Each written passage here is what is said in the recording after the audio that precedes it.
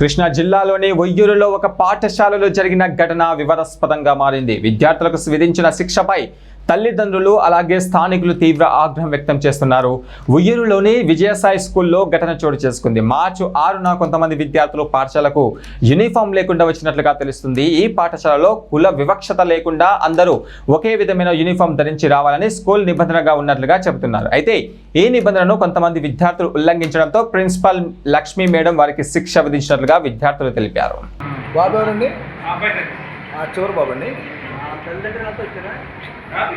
మందికి 6గురికి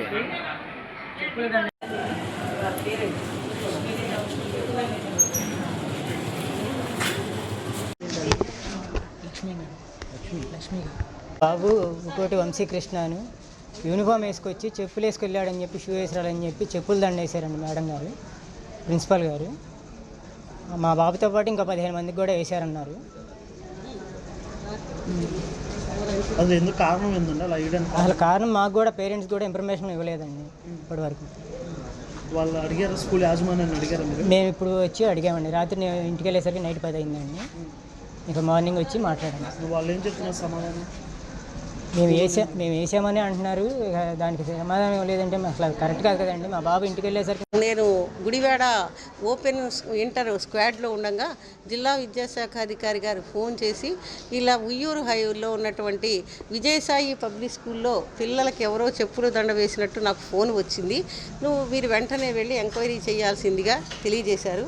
నేను ఆ గుడివాడ నుంచి వచ్చేలోపే MUO 1 విద్యాసాగర్ గారిని ఇక్కడికి పంపించడం జరిగింది. ఆ పేరెంట్స్ని ఉంచండి, పిల్లల్ని కూడా ఉంచండి, నేను వస్తున్నాను అని చెప్పి వచ్చిన తర్వాత నేను ఇక్కడికి వచ్చిన తర్వాత మొత్తం పిల్లలందరినీ పిలిచి మాట్లాడటం జరిగింది. పేరెంట్ని కూడా మాట్లాడటం జరిగింది.